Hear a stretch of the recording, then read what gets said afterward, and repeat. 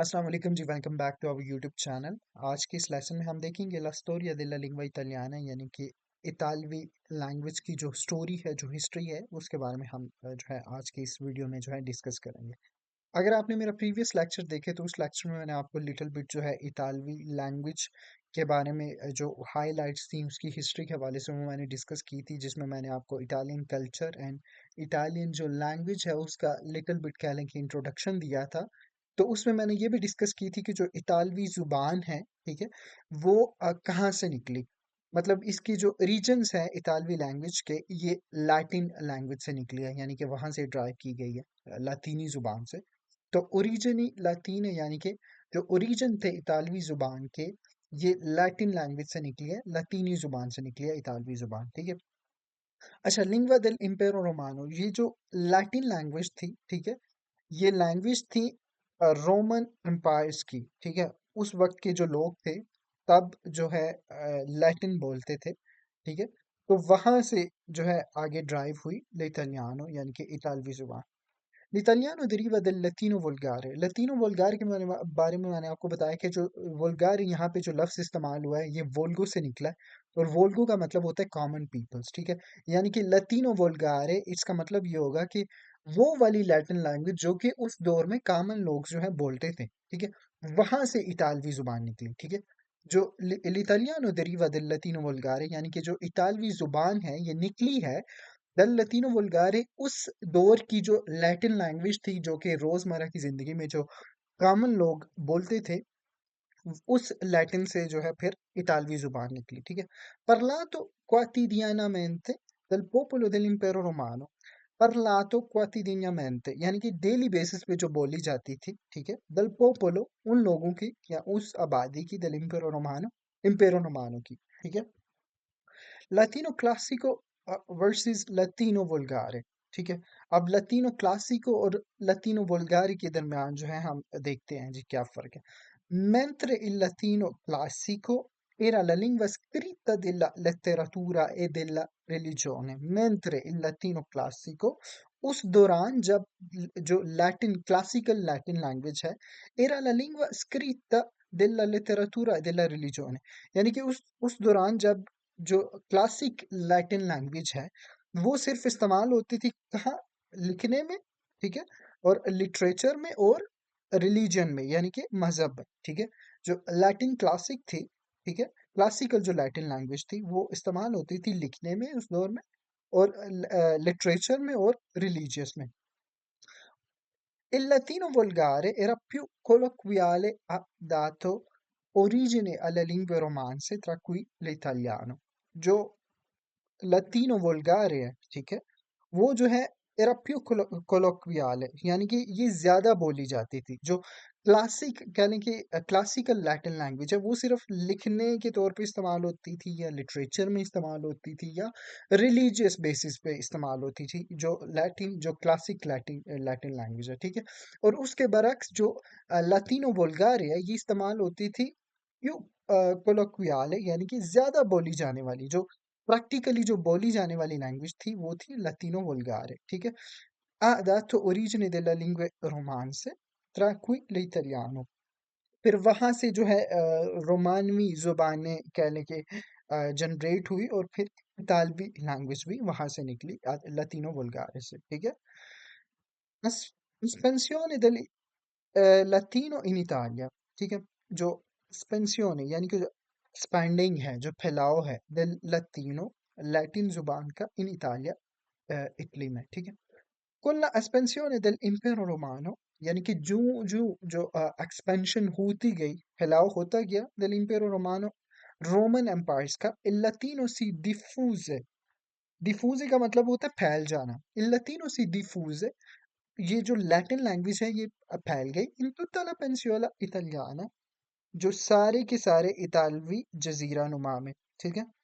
अब यहाँ पे वो क्या कह रहा है, वो ये कह रहा है कि जो जो जो रोमन एम्पायर जो है वो एक्सपैंड होते रहे, फैलते रहे, तू जो है उनके साथ साथ, क्योंकि रोमन एम्पायर लैटिन जुबान बोलते थे। अब रोमन एम्पायर्स का जो फैलाव था वो जो है कह लें कि उसके साथ-साथ जो है उनका फैलाव जो है इतालिया में, उसके साथ-साथ इतालिया में जो है लैटिन लैंग्वेज के फैलाव का भी सबब बना, ठीक है?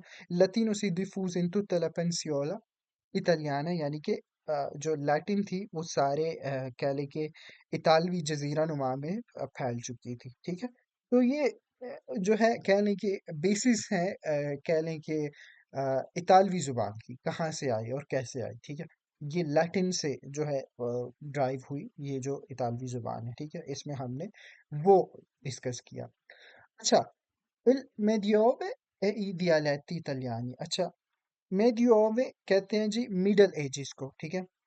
मेडियो वो कहते हैं मिडल एजिस को, dialetti italiani यानी कि डायलैक्ट्स, जो इटालियन डायलैक्ट्स हैं वो, ठीक है?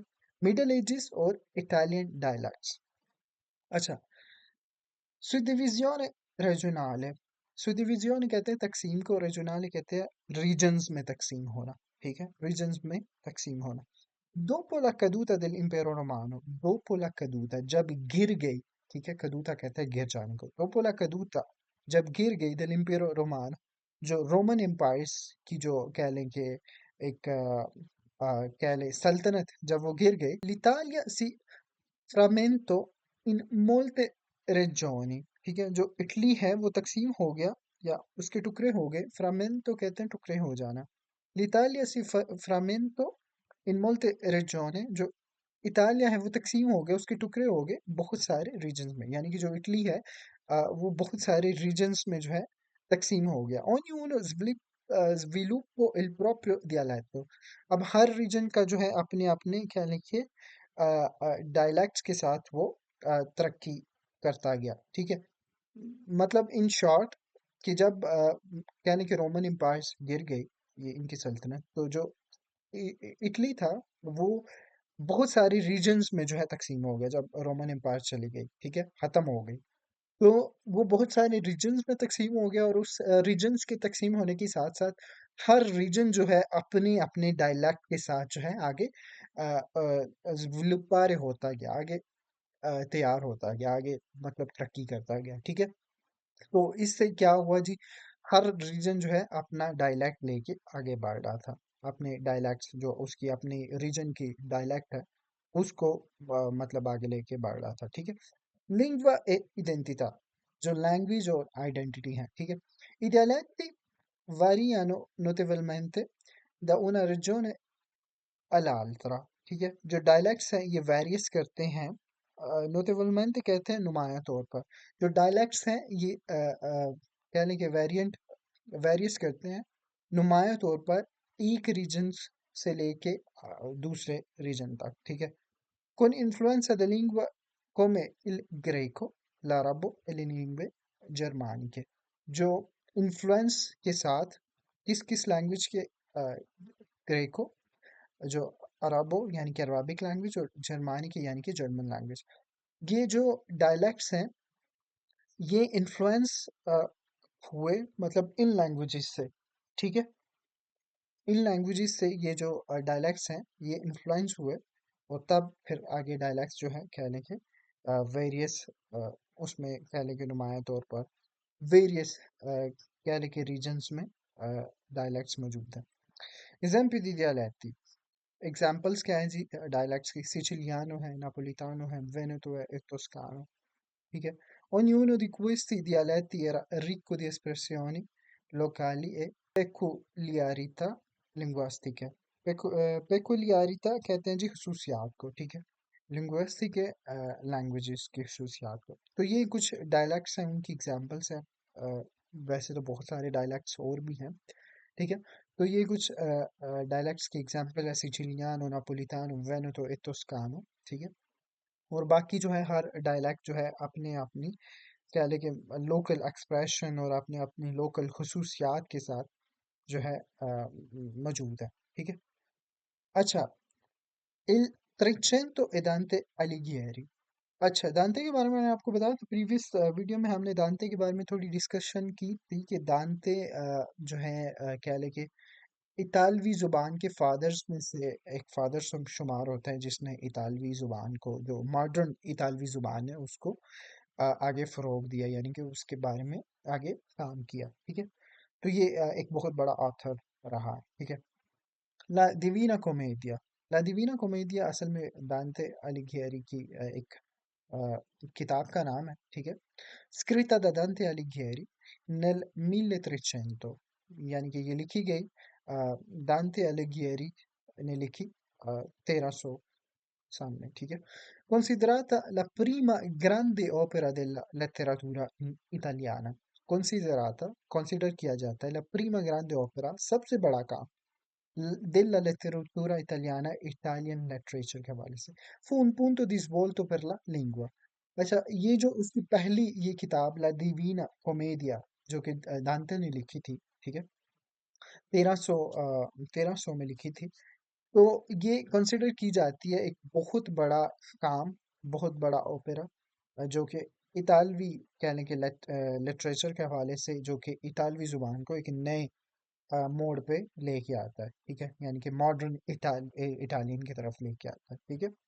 दांते il volgare fiorentino, Dante scelse di scrivere in volgare fiorentino invece che in latino। अच्छा, दांते ने जब ये लिखना शुरू किया तो उसने लिखना शुरू किया, उसने प्रेफर किया लिखना वोल्गार फियोरेंटीनो, जो कि कह लें कि फ्लोरेंस वाली साइड पे ये डायलेक्ट है, फिरेंसे वाली साइड पे, ठीक है। Dante scelse di scrivere in volgare fiorentino invece che in latino। उसने मतलब ये मुंतखब किया कि जो जब वो लिखता था तो वो उसने लिखना शुरू किया वल्गारे फियोरेंटिनो में इंस्टीड ऑफ लैटिन में। उसने लैटिन की जगह पे जो है वल्गारे फियोरेंटिनो जो डायलेक्ट है, यानी कि जो लैंग्वेज का एक डायलेक्ट है इटालियन लैंग्वेज का, उसको तरजीह दी, उसमें लिखना शुरू किया। Rendendo l'opera accessibile a un pubblico più ampio, मतलब उसने ये क्यों लिखना शुरू किया वोल्गारे फ्योरेंटिनो, और उसने क्यों ये सिलेक्ट किया, क्योंकि इससे जो है मोस्ट ऑफ द पब्लिक जो है एक्सेस कर सकती थी उसके ओपेरा को, ठीक है। क्यों आम्पियो, यानी कि बहुत ज़्यादा तादाद में जो पब्लिक है, चूंकि ये वोल्गारे फ्योरेंटिनो से वो वाकिफ थे, तो वो बहुत ज़्यादा तादाद में जो पब्लिक है वो एक्सेस कर सकती थी उसके ओपेरा को, उसके काम को। L'influenza di Dante, Dante का जो influence है language के हवाले से, la lingua usata da Dante divenne un modello per l'italiano standard, यानी कि जो दांते ने जो लैंग्वेज इस्तेमाल की थी, ठीक है, वो जो है बाद में कह लें कि as a Italian standard Italian जो है वो कह लें कि कन्वर्ट होगी एज अ मॉडल के तौर पे, ठीक है।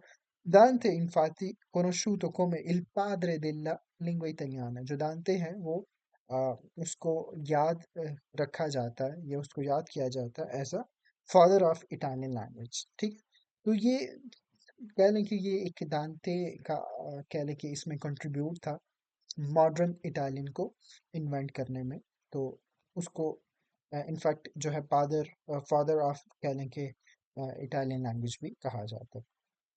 Il 600 e 700 l'Accademia della Crusca। अब ये अकादमिया della Crusca जो है ये फिरेंसे में है, फ्लोरेंस में है।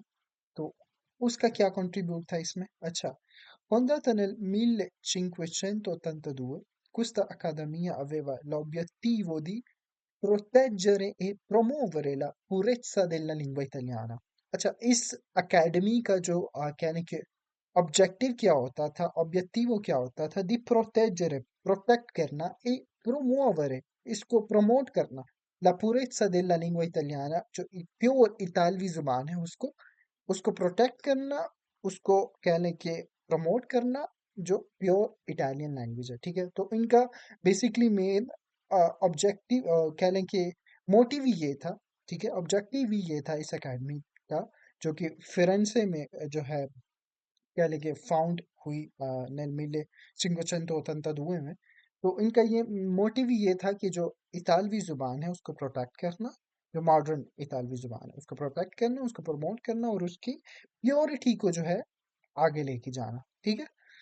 Primo dizionario, जो फर्स्ट डिक्शनरी थी, ठीक है, l'Accademia pubblicò il primo dizionario della lingua italiana nel 1612। अच्छा, इसी एकेडमी ने जो है l'Accademia della Crusca ने जो है पब्लिक की थी 1612 में जो पहली डिक्शनरी है इटालियन लैंग्वेज की वो इन्होंने पब्लिक की थी, contribuendo a standardizzare il vocabolario e la grammatica, contribute करते हुए जो स्टैंडर्डाइज जो वोकेबलरी है और ग्रामर को अ, उसके साथ कंट्रीब्यूट करते हुए उन्होंने जो है पहली कह लें कि डिक्शनरी निकाली थी इतालवी जुबान की। ला Crusca oggi, आज इस अकेडमी का क्या कहने के किरदार है? Ancora oggi, आज भी, l'Accademia della Crusca è un punto di riferimento per la lingua italiana e continua a studiare l'evoluzione। अच्छा, आज भी ये जो कहने के एकेडमी है, ये एज अ कहने के एक punto di riferimento है इतालवी कहने के लैंग्वेज के हवाले से। और आज भी जो है ये कॉन्टिन्यूस पे कह लें कि स्टडी कर रही है जो एवोल्यूशन है इतालवी ज़ुबान, क्योंकि ज़ुबान जो है कोई भी ज़ुबान है वो एवोल्यूशन के प्रोसेस से गुजरती है, वो कह लें कि इर्तिका के मराहिल से गुजरती है, वो चेंज होती रहती है। तो उस हवाले से अगर देखा जाए तो आज भी जो है ये क्रुस्का जो अकेडमी है, ठीक है, ये आज भी इतालवी ज़ुबान के कह लें कि जो एवोल्यूशन है लैंग्वेज की उस पे आज भी ये है काम कर रही है, ठीक है। अच्छा, l'800 e l'unità d'Italia, ठीक है, इसको देखते हैं। Unificazione politica e linguistica. Con l'unità d'Italia nel 1861 emerse la necessità di una lingua comune per unire il paese। अच्छा, जब ये पॉलिटिकल मुहिम कहने के स्टार्ट हुई 800 में, ठीक है, 1861 में, तो वहाँ वहाँ पे ये जो नेसेसरी हो गया था, ये ज़रूरत पेश आ गई थी कि जो इतालवी ज़ुबान है, ठीक है, उसको कॉमन किया जाए सारे मुल्क को जो है इकट्ठा करने के लिए, ठीक है, इसका इस्तेमाल जो है वो कॉमन किया जाए सब मुल्क में इस लैंग्वेज के इस्तेमाल के लिए, तो इसलिए तब भी तब ये भी चेंजिंग है, ठीक है। Il modello toscano. Il toscano fu scelto come base per l'italiano standard grazie alla sua lunga tradizione letteraria, ठीक है। जो toscano मोडेलो है, ठीक है, उस लिहाज से ये जो है इटालियन स्टैंडर्ड को जो है चूज किया गया, मतलब सब पे इम्प्लीमेंट करने के लिए आगे, ठीक है। Alfabetizzazione e diffusione. La lingua italiana fu insegnata nelle scuole e promessa dei giovani post-unitari, unificando progressivamente le varie regioni linguisticamente। जो स्टार्ट में जो है फिर उन्होंने आगाज किया कि जो नौजवान नस्ल है उनको स्कूलों में जो है ये इतालवी ज़ुबान सिखाई जाए, वहाँ से ये प्रमोट हुई और फिर आगे जो है मतलब बहुत सारे रीजन्स में ये जो है पहुंची, ये लैंग्वेज जो मॉडर्न इटालियन है, ठीक है। Novecento è l'influenza dei media। Media पे इसका क्या इन्फ्लुएंस है इस लैंग्वेज का, 900 में कैसे हुआ? La radio e la televisione contribuirono a diffondere l'italiano standard in tutto il paese, riducendo l'uso dei dialetti। अच्छा, फिर 900 में ये हुआ कि ये जो इतालवी ज़ुबान है ये टेलीविज़न और रेडियो में, जो स्टैंडर्ड इतालवी ज़ुबान है ये कह लें कि टेलीविज़न और रेडियो में बोली जाने लगी। riducendo l'uso di dialetti यानी कि रिड्यूस करते हुए, काम करते हुए डायलैक्ट्स, क्योंकि डायलैक्ट्स में अभी भी लोग बोलने में थोड़ा थे इन्वॉल्व थे, तो उसको रिड्यूस करते हुए उन्होंने टीवी चैनल और रेडियो में जो कह लें कि नोवेचेंतो में जो है इतालवी जो स्टैंडर्ड जुबान है उसको कह लें कि आगे कहने के प्रमोट करना शुरू किया, ठीक है। इन्फ्लुएंसा इंग्लेस, ठीक है, अब ये जो इंग्लिश का इन्फ्लुएंस है इतालवी ज़ुबान पे, parole inglese inizieranno ad entrare nella lingua italiana, soprattutto nel campo delle tecnologie e della moda। यानी कि फिर कह लें कि जंग के बाद, nel dopoguerra, जंग के बाद जो है जो इंग्लिश लैंग्वेज का जो इन्फ्लुएंस रहा इतालवी ज़ुबान में, यानी कि टेक्नोलॉजी के कैंपस में, यानी कि सेक्टर में, और जो स्टाइल के सेक्टर्स में, ड्रेसिंग के सेक्टर्स में, ये जो इंग्लिश लैंग्वेज का कहने के कुछ वर्ड्स का जो है कह लें कि इन्फ्लुएंस रहा और ये वर्ड जो है इतालवी लैंग्वेज में, इतालवी ज़ुबान में एंटर होना, अंदर घुसना शुरू हो गए थे, ठीक है? L'italiano contemporaneo, ठीक है? Con la globalizzazione e i social media, l'italiano ha continuato a evolversi, assorbendo nuovi termini e adattandosi ai cambiamenti culturali, ठीक है? अब मतलब डिफरेंट कहने के इस ग्लोबलाइजेशन के दौर में और सोशल मीडिया के दौर में जो इटालियन लैंग्वेज है, ये इसने कंटिन्यू जो है अपने आप को कहने के इवॉल्व किया, मतलब असॉर्बेंडो यानी कि absorb करते हुए जो नए टर्म्स हैं, ठीक है? और जो नई कहने के cambiamenti culturali है उसको ऑब्जर्व करते हुए उसने कॉन्टिन्यूसली कह लेके आगे इवॉल्व किया, ठीक है, इतालवी जुबान में। L'italiano oggi una lingua dinamica, आज जो है कह लें कि ये एक डायनामिक लैंग्वेज है जो इटालियन लैंग्वेज है. Dialetti e italiano standard, i dialetti sono ancora presenti ma l'italiano standard è largamente diffuso. Dialects आज भी मौजूद हैं, आज भी बोले जाते हैं रीजन्स में, लेकिन जो इटालियन स्टैंडर्ड है वो काफ़ी लार्गामेंटो डिफूजो, ये काफ़ी हद तक फैल चुकी है, ठीक है? तो इसलिए इटालियन स्टैंडर्ड ही बोली जाती है. Linguaggio giovanile e neologismo. Ogni generazione contribuisce a modificare l'italiano con nuove espressioni e termini. यानी कि आजकल की जो न्यू जनरेशन है, ठीक है, मतलब ये हर लैंग्वेज में होता है कि हर जनरेशन जो है लैंग्वेज को कहने के मॉडिफाई करती है विद नए एक्सप्रेशन और नए टर्म्स के साथ. All'estero, l'italiano è parlato da comunità di immigrati e continua ad attrarre studenti di tutto il mondo interessati alla cultura italiana. जो कह लें कि एक्सटर्नल जो इसका इन्फ्लुएंस है इतालवी ज़ुबान का दूसरे लोगों पर, अम, चूँकि ये जितने भी इमिग्रेंट यहाँ पे फिर मूव होते हैं फिर वो बोलते हैं इतालवी ज़ुबान, ठीक है, स्टडी करते हैं, और जो स्टूडेंट्स हैं जो कि आर्ट एंड कल्चर के हवाले से यहाँ पे आना चाहते हैं स्टडी के हवाले से, ये तो डिफरेंट कह लें कि किसी और स्पेसिफिक स्टडी के लिए यहाँ पे आना चाहते हैं, तो उनके लिए भी ये काफ़ी इंटरेस्टिंग होता है कि इतालवी ज़ुबान को सीखना, ठीक है? तो आज का लेक्चर था ये एक शॉर्ट सी मैंने कोशिश की, एक छोटी सी कोशिश की कि इतालवी ज़ुबान की जो है एक शॉर्ट सी हिस्ट्री आपको बताई जाए, तो होप सो आज का लेक्चर आपको अच्छा लगा होगा. कोई भी क्वेश्चन हो इस लेक्चर के मतलब आप मुझे कमेंट बॉक्स में कमेंट करके ज़रूर पूछें, और मुझे ज़रूर बताएं कि आपको ये कैसा लग रहा है, ये नया कोर्स जो है जो आज हमने सेकंड लेक्चर जो है इस कोर्स का कवर किया. तो होप सो आपको लेक्चर अच्छा लगा होगा. मेरी आपसे मुलाकात होगी नेक्स्ट वीडियो में, नेक्स्ट लेक्चर में. तब तक के लिए मुझे दीजिए इजाज़त. अपना रखिए बहुत सारा ध्यान और मुझे रखिए दुआ में याद. अल्लाह हाफिज़.